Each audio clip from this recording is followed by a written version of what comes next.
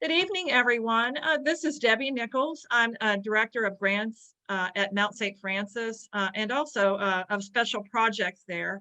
One of our special projects at the Mount is the Franciscan Earth Care Initiative, which was launched 2 years ago to actually kind of publicly and spiritually show the Franciscans' commitment to modeling the Franciscan vision of environmental stewardship and sustainability. We also were, when we launched the Earth Care Initiative 2 years ago, it was also in a way a response to the Pope's Laudato Si about taking care of our common home. And we wanted to try to do that in a big way and try to educate others as we move along in our activities at the Mount. We wanted to educate others about what they can do to also become more green, to also help with sustainability and to help with climate change and the environment. So tonight, I'm so excited because this is the kickoff of our Fall Winter Speaker Series 2020-21. And tonight we have here with us Darren Bender-Beauregard out of Paoli, Indiana. And we're going to be talking about permaculture, a holistic approach to permaculture gardening. And Darren is an expert. He actually has a permaculture farm in Paoli with his wife and family and has been doing this since 2003.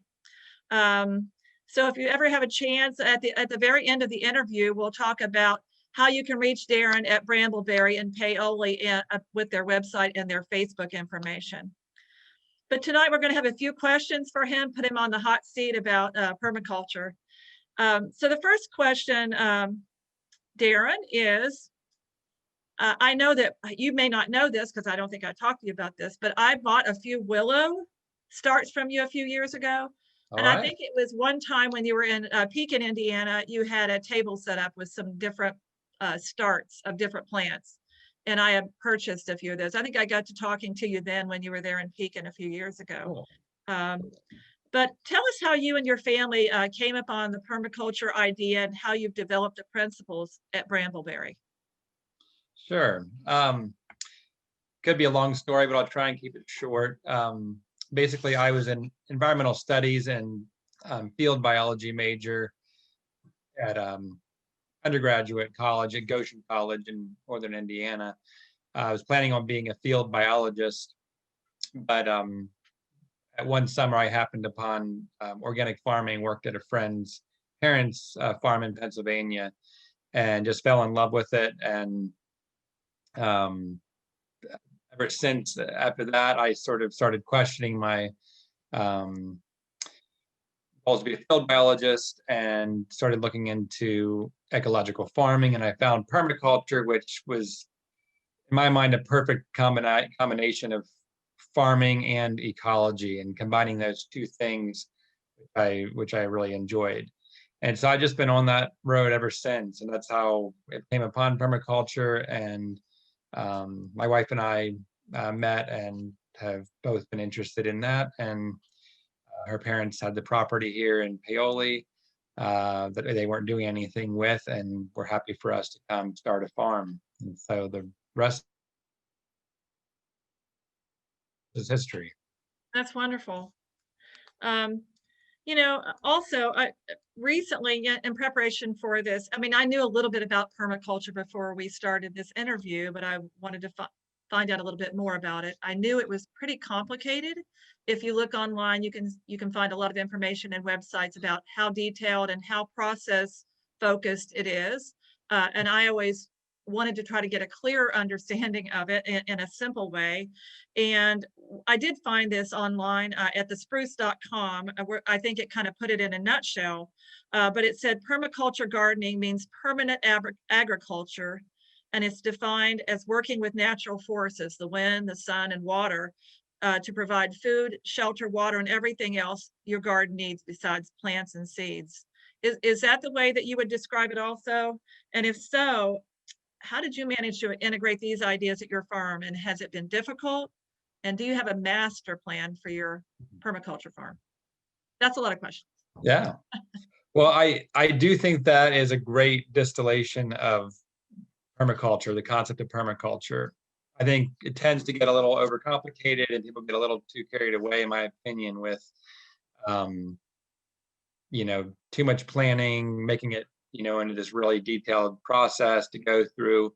But really at the core of it, what we're after is trying our best to work with and not against the forces that we find in our world, in our environment. And we want to work with those instead of against them as we go about our various acts of living and being as humans on this planet. It makes sense from, economic sense, it makes sense from health and all kinds of things, but we found ourselves as a culture working sort of against and sort of ignoring a lot of the natural forces that around us. So permaculture seeks to kind of work with them, kind of like judo, harness them or work with them, or sort of help them move through if you want them to move through. Right. So, so the great thing about permaculture, and also one of the most challenging things, is that it's going to look different on every single site, and every different climate and every different ecosystem. Our culture right now in the US focuses a lot on cookie cutter solutions everywhere that can be just blanket statement applied to any situation and should solve the problem magically.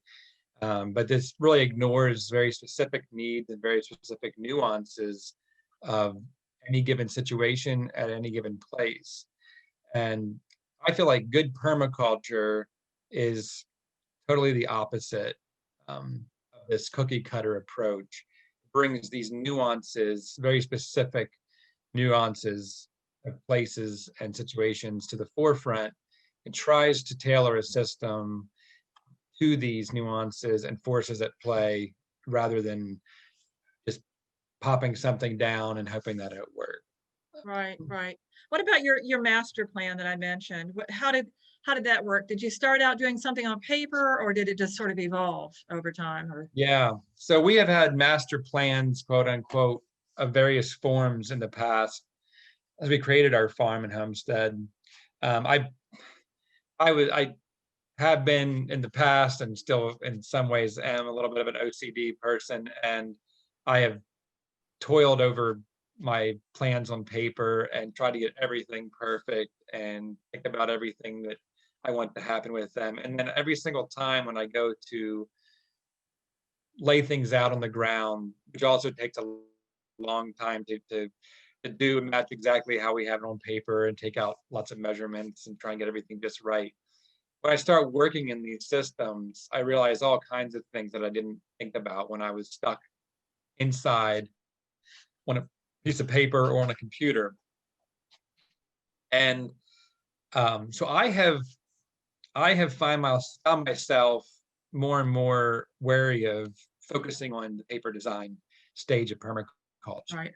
And it seems like many of the books and many of the writings and all kinds of courses you can take right now in permaculture in the US focus really heavily on the design part.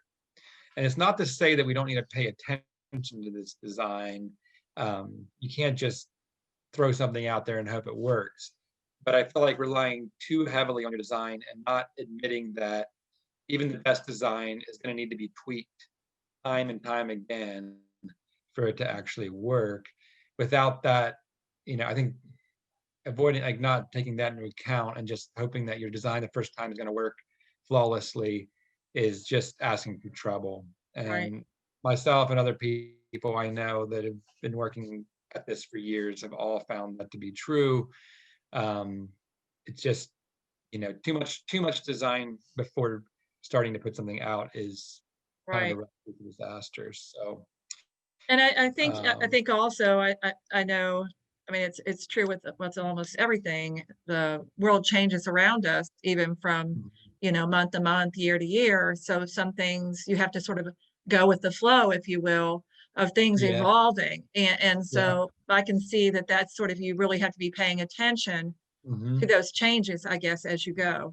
Yeah. Yeah, and that's a great point, because that's one thing I have focused more and more and more on in my designs, whether they're on paper or not, and what I encourage other people that I do consulting work for, I encourage um, planning versatility into your system, and flexibility is so important because, for instance, a good example is when we started out in 2003, we were both, somewhat relaxed vegetarians. I mean, we weren't teetotalers, and, if we were at someone's house, we would eat what they fixed. We weren't purists, but we tried to not eat meat because we thought meat was bad for the planet, and, felt bad that we were taking animals' lives and things like that. And so, we didn't plan anything around animals really. And slowly we sort of have our whole story of how we started eating meat and feeling like sustainably raised meat is some of the best, some of the most environmentally friendly protein source we could have. And as we got to that point, a lot of our original designs didn't make any sense anymore because we hadn't taken that into account.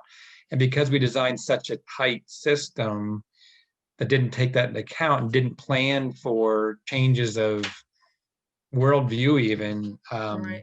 those systems had to be completely dismantled and start over from scratch, basically. I mean, not 100%. There's fruit trees that we were able to salvage and things, but the new systems that I've put in place in the last 10 years are very open and have many different options for how you could use that space. Right. They still stack and integrate a lot of different parts of the farm together, but they, make it so I can use a tractor to mow and tread things down if I want, or I could, use a scythe or a hand tool or animals to graze. Whereas in the beginning, we tried to pretend that we didn't need to use any equipment or machinery. We wanted to do everything by hand. And we had like 13 acres. And so we were working really intensively on this tiny 3/4 of an acre garden that we didn't use any power tools in.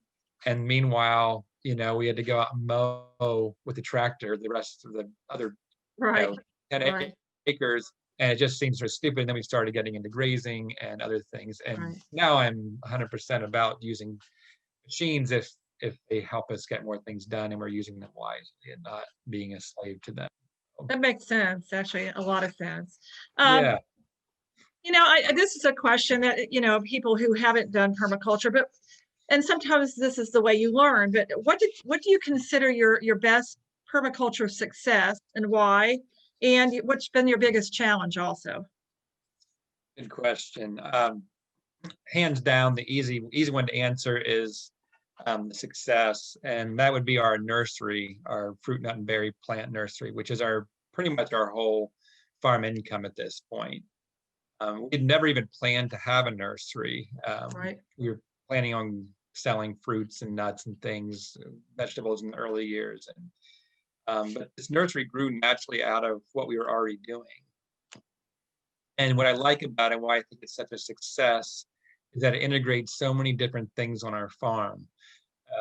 First of all, the plants that we collect, buy, and grow for our own food become sources to propagate from, in order to make hundreds of plants of the same thing that we can sell in our nursery to other people.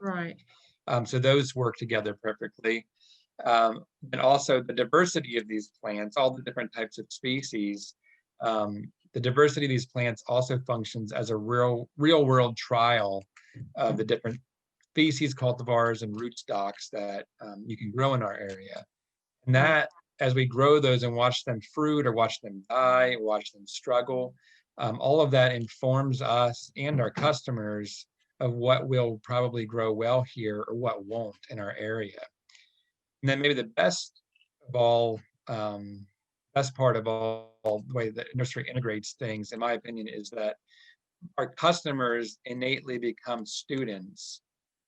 And as we answer all of their questions about particular plants they're looking at, whether they're going to work for them in their site or their home, or in their own context, this is like, we realized, I don't know how long ago it was, but we realized sort of without even planning it that we were naturally just educating people. As we sold plants to them, and this education component is deeply important to both of us. We struggled for years to find what our niche was with education. We weren't teaching permaculture courses. We did a few workshops. You know, have spoken at a lot of master gardeners conferences and that sort of thing. We Right. didn't really have education like as a real solid day-to-day thing. We didn't think. And then we realized one day, oh, you know what? Our plant sales in our nursery are like it's an education. You come to buy plants and you end up getting lots of information that you didn't necessarily plan on getting. And Yeah, that's really, I think, why people come back. And we get more and more people every year buying plants that's from us. that's wonderful. So What do you think has been your biggest challenge, real quickly? How much? What do you yeah, think has been the? I think I mean there's a lot of individual ones I could name that things that didn't seem to work. But I think the biggest challenge by far is just keeping up with everything. Right. And Right. this is a place where permaculture, I think, is really right now kind of largely oblivious to that challenge. Right. It encourages you to do everything. And unfortunately, we don't have strong communities or family systems anymore where we have lots of people helping out with all these different things we're doing. Right. So you find individual families like us trying to do everything and you just Right. can't. And so you have to Right. name, you have to name your space, draw your line. And for us, we just avoid burnout by keeping our work days 9 to 5 in general. There's times where that doesn't happen, but mostly we keep to it. And then we take weekends off, projects we want Right. to work on, that kind of thing. And I just, we also have been really good about cutting out enterprises or parts of our farm that aren't very profitable, or also just don't bring us joy anymore. Right. And it's, hey, let's stop working, let's cast it off and move on and find something that is working. So, That makes a lot of sense. That makes a lot of sense. mhm. One of the things that I mentioned early in the interview was about sustainability, and that's a big word anymore within the climate change environmental movement. We're all trying to become more sustainable in our homes, communities, businesses. How does permaculture align with the idea of sustainability? Personally, I think it aligns perfectly together. But I am finding more and more these days that I favor the word regenerative over sustainable. Um, we can't really sustain our current path as humans in a living, breathing world. We really need to go a step further and find ways of healing the damage that we've caused as a species, as a nation, as a religion, as a culture. I feel like the zen of being a human on this planet is to understand that we have to take other living things into our bodies to live. In the end, we will release these things to be taken into other living things' bodies. We're going to cause some damage around us, no matter where we live, no matter if you're a strict vegan or a total carnivore, no Right. matter whether you're a billionaire in a rich country or destitute in a poor country. I think we need to get over our guilt about that and move into grief and acceptance, allow us to more truly engage with the living and dying world all around us. I really think Mother Nature is a tough old bird, and handle a lot of our crap and a lot of our mistakes.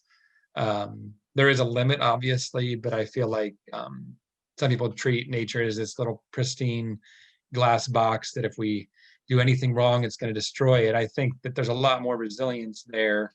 We're just really pushing that limit right now where we're at as a species.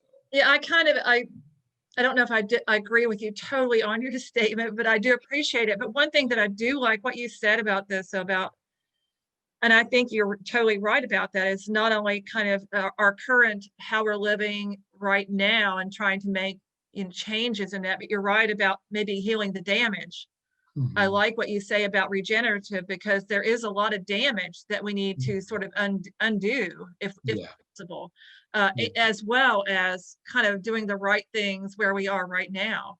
Mhm. But you're exactly right. And I think that's a good way to phrase that about being regenerative, because there's a lot of destruction that's happened as Yeah, well that will yeah. take, a lot of people in a few years. I mean, Mother Earth can repair some of it, but Mhm. some of it's probably going to be up to us as well. Oh, Oh, A 100%. lot. Yeah, A lot of that. my statement is more just, I guess, getting it. I know a number of people, and myself included in the past, has been so worried about causing damage by what I do. If I make the wrong choice with permaculture or farming, oh no, what if I, you know, just till this area of soil and it doesn't seem to work out? Oh no, the end of the world. It's not gonna, nature has lots of ways of Right, healing, even if we make some mistakes, but I don't think we should wantonly just go about trying to damage nature by any right, means. But right. I think we have some grace built into the system, thankfully, seems like. Okay, this is one that's kind of gets a little bit more on the personal level to people out there who might be interested in permaculture, but they live in a subdivision or have a small or just sort of a medium-sized yard. Um, and they don't have a farm with the land that you do have. So how could they possibly kind of start out with doing some principles of permaculture into their own home gardens? Is it possible to start that way, a small way? Oh, definitely. I feel like Yeah. any scale has a niche. There's opportunities all around us, no matter where you find yourself. I'd say one thing to think about, if there's no way you can really grow your own food where you're at, it's good to think about supporting people that are growing food in a way that you feel like is regenerating the Right. land, if you can, and then you can focus maybe on things like, um, you know, sustainable buildings, or solar panels, or anything that might feel like it's a good thing to do with what you have. Right. I'd also, I feel like there's also opportunities. If you don't have land, you almost always live somewhere where you could find a community garden, somebody, in the suburbs, somewhat nearby, that would have a backyard garden you could help out with, Right. or even Right. a small farm nearby. A lot of those people would probably give you a small piece of land to kind of work with if you make friends with them, and um, Right. show you're a good person. And then you can kind of have space without owning it, and Right. not worry about land ownership. Another thing, I really think foraging is a huge untapped niche. Just today, this is the first year I've done this. I've been wanting to do it for a long time, but I gathered a lot of acorns this year from around our town and on our own place, and dried them in our greenhouse. And I just now started cracking them, and I'll, grind it into flour and leach out the flour with water. It's pretty simple process. A lot of people have figured it out, some easy ways to do it. You look online, but I think of all the hundreds of huge oak trees all around cities, um, that you could just go sweep up bags and bags of these things, and you could have a really nutritious flour.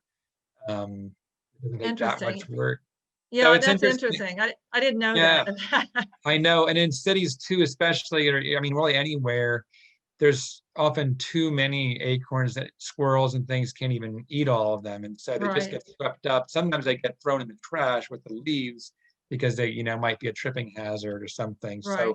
then it's even worse. They're not even going back into the soil. But that's a huge, and that was a crop that was used by almost every indigenous group in this continent. And it's a great time told, nutritious Right. staple crop. And so there's always stuff like that, and wild weeds that you can eat, things like that. I mean, you can find ways of finding your food even if you don't have any land at all. Yeah, Um, one of the things too, as we wrap up here, Darren, I noticed I wanted to share with folks your Facebook page and your website yeah. information, but I noticed too that your wife, Esprit, Uh-huh. does woodworking as well with carved wooden spoons. Yeah. I was fascinated by her artwork Yeah. within, that woodworking that she does. It's beautiful, absolutely beautiful. Hmm. So Oh, I I know agree. that's on your page, on your website and everything Yes. as well. So Yeah. that's something that people can look for out there if they go to your website. And I want to share this real Definitely. fast. It is that your website, I think, is brambleberrypermaculture.com.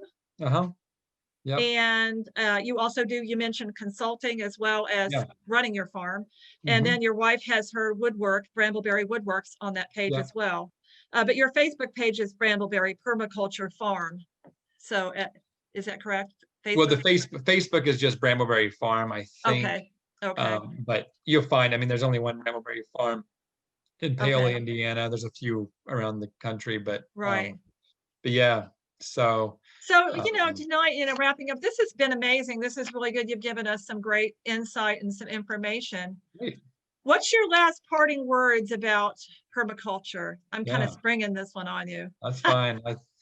I think what fits really well is sort of back to what you said about, what to do if you don't have much land or whatever, but I would say more people looking to get started with something. I would say the most important thing is to not get overwhelmed with what you're Right. finding.